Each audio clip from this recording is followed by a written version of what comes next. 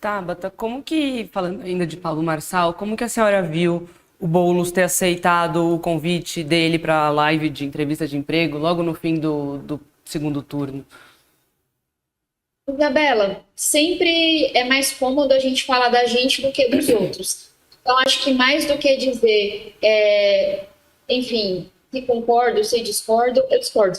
Mas eu queria dizer o que eu teria feito no lugar dele. Eu jamais teria aceitado ser sabatinada pelo Pablo Marçal, muito menos naquele contexto. E acho que vale só um porém aqui. Eu acho louvável e necessário que a gente tente o tempo todo dialogar com pessoas que pensam diferente da gente. De novo, eu estou há 6, 7 anos sendo atacada pela esquerda e pela direita, justamente por entender que a gente não faz nada nesse mundo se a gente não dialoga, se a gente não tem empatia, se a gente não vai lá e tenta entender o ponto do outro. Então, uma coisa louvável e importante é você entender como é que Pablo Marçal teve quase 30% dos votos. Quais são os receios dos eleitores dele? Que pautas que a gente tem que trazer?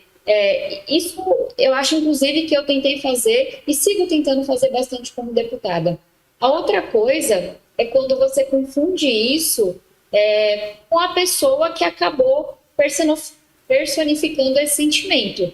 Na hora que, no meu entendimento, o candidato aceita ser sabatinado por Pablo Marçal, depois de tudo que ele fez, isso de certa forma legitima o Pablo Marçal e atenua o que ele fez na campanha. Eu trouxe aqui exemplos do que das acusações, acusações não, das baixarias que ele fez em relação a mim, mas Pablo Marçal passou a campanha toda tentando diminuir o nível da eleição cada vez mais. Para ele, quanto mais a eleição tivesse na lama, melhor era. E vocês sabem o quanto que eu me frustrei com isso. Eu fui para 11 debates em que eu fui tida como a melhor candidata, a candidata com as melhores propostas, e não importava. Porque no dia seguinte se falava do soco, se falava da cadeirada, se falava do laudo falso, se falava da mentira, se falava da acusação baixa.